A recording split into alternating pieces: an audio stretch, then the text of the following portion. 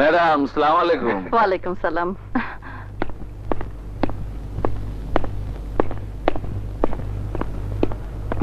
Sir সালাম আলাইকুম।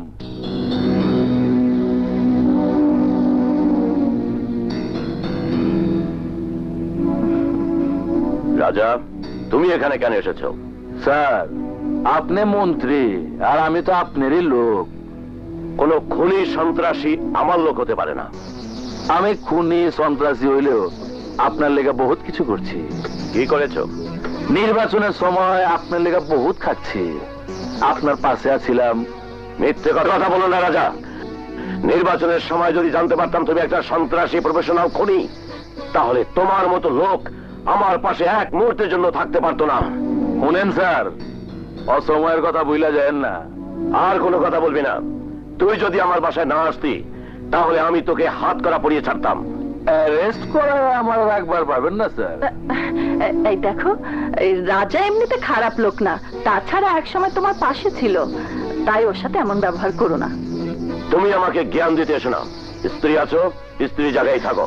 আমি তোমার স্ত্রী বলে কি আমার কোনো মূল্য নেই তোমার কাছে? তুমি যা ইচ্ছা তাই করবে। আয়। রাজা, তুমি এই সমস্ত জিনিস নিয়ে চলে যাও। আমি কারো জিনিস নেই না। আর প্রস্তুত থেকো, যে কোনো মুহূর্তে আমি তোমাকে অ্যারেস্ট করাবো। শুনেন মন্ত্রী সাহেব, আপনি মন্ত্রী, আপনার যেমন অনেক ক্ষমতা, আমার ক্ষমতাও কম না। আপনার আমি দেখালোমো। কি বললি? তুই আমাকে দেখবি? তুই আমাকে দেখবি? তোকে ছেড়ে দিয়ে আমি দেশের সাথে অন্যায় করতে যাচ্ছিলাম, তাই তোকে অ্যারেস্ট করে আমি আমার নীতিতে অটল থাকছি। Police, arrest him.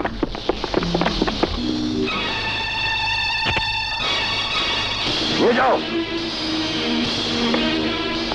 কামটা পালা করলেন না মন্ত্রী। আজ আমার লগে অনেক বড় অন্যায় করে পালাইছেন। Get him out! Out!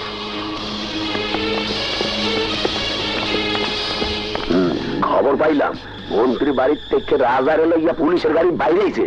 চিন্তা করো না, বোম ফিট করে রাখছি। বাজার রাস্তায় পুলিশের গাড়ি আইলেই বুম বাস্ট।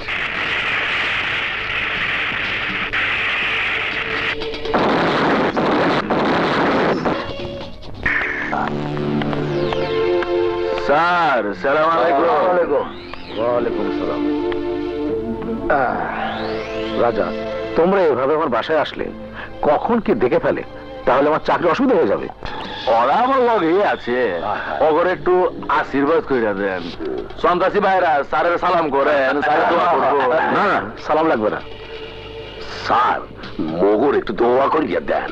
আমরা যতই খুন খারাপি করি আমি কিন্তু সব সারিয়ে ভালো হইয়া যাইতে চাই। কুত্তার লেজ কোনদিন সোজা হয় না। ও কয় কি? তোমরা রাজার সাথে আছো, যা কিছু করো একটু সাবধানে করো। পত্র পত্রিকায় তোমাদের সমস্ত কীর্তিকলাপ ছাপা হচ্ছে। লেখা বন্ধ হয়ে যাবো স্যার, আপনি একটু নজর রাখেন। উত্তরাতে একটা প্লট কিনেছি, কিন্তু টাকা দিতে পারছে না। 2 বছর ধরে ঢাকায় জমি জমা তো ভালাই কিনছেন স্যার। এই 1 লাখ টাকা রাখেন। মোরদার দেন, মই দেই। বিরাট উপকার করলে। দুর্দিনে যে উপকারে আসে সেই তো প্রকৃত বন্ধু। তোমার আব্বুকে আইনের শাসক হিসেবে এতদিন যে সম্মানের সিংহাসনে বসিয়েছিলাম, আজ এই মুহূর্তে সেই সম্মানের আসন থেকে অনেক দূরে সরে গেল।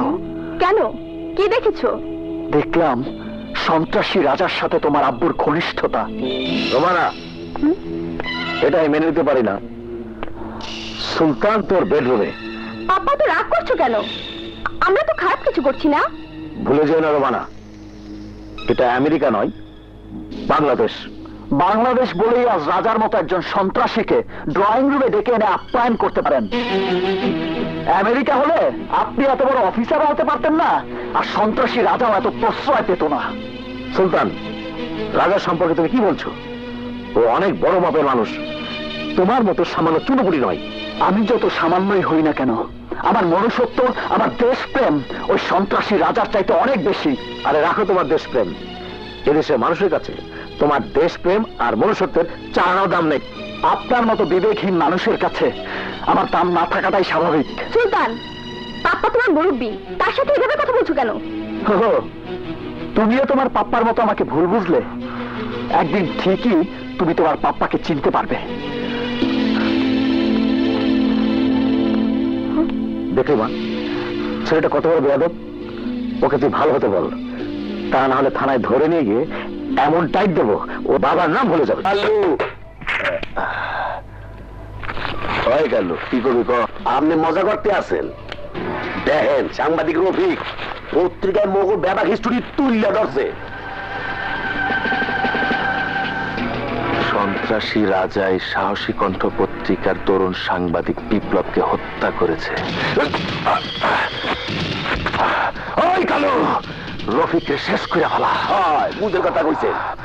যে বেড়া কথা না হনবে এই বেড়াই মরিয়া যাইবে। দেশের টপ 13 এখন ঢাকায়, হ্যাঁ? আশ্রয়দাতা এক সরকারি দালাল। হ্যাঁ ও ভাই, আপনি না বাবা পেপার পড়তেছেন কেমনে? তো আলাদা বোবা ছিলাম, এখন ভালো হয়ে গেছি। বিদেশি কবিরা যাইছি না, চেষ্টা কি হইলো আমরা ভাত পাই না। আরো না খুন করে চান্দা তোলে আর খালি খাই আর ঘুমাই। ওই বেটা সাংবাদিক রফিকুজ্জামানের বাসা আছে না? হ্যাঁ, টাকা দিলে চিনি না, দিলে চিনি না। এই লোটা ইরা দিবেন। আসেন আসেন আমার লগে, গাড়ি আনতেইব না, খালি পিছে পিছে আসেন। আপনারা কাকে খুঁজছেন? সাহসী কণ্ঠ পত্রিকার সাহসী সাংবাদিক রফিকুজ্জামানকে আমরা খুঁজতাছি। আমি রফিকুজ্জামান। রফিকুজ্জামান মগ অফিসে লাগো, ওগো কথা পত্রিকায় লেখো, নিজের বাবু কি? হ্যাঁ, আরে তোর মতো সাংবাদিকরে না মাইরা ফেললে আমাগো বিপদ।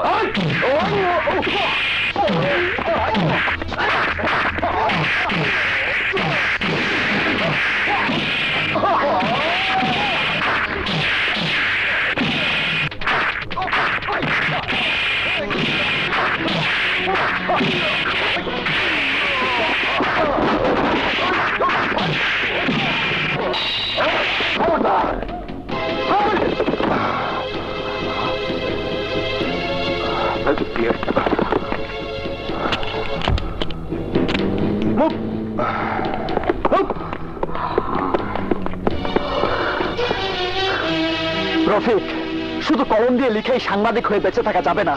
কলমের সাথে থাকতে হবে প্রতিরোধ করার সাহস। এবং ঠিকই বলেছিস, কিন্তু আমি ভাবছি পুলিশ যদি থানা থেকে ওদেরকে ছেড়ে দেয়। না না, সাথে অস্ত্র পেয়েছে, তাছাড়া ওদের নামে ওয়ারেন্ট আছে, পুলিশ ওদের খুঁজে।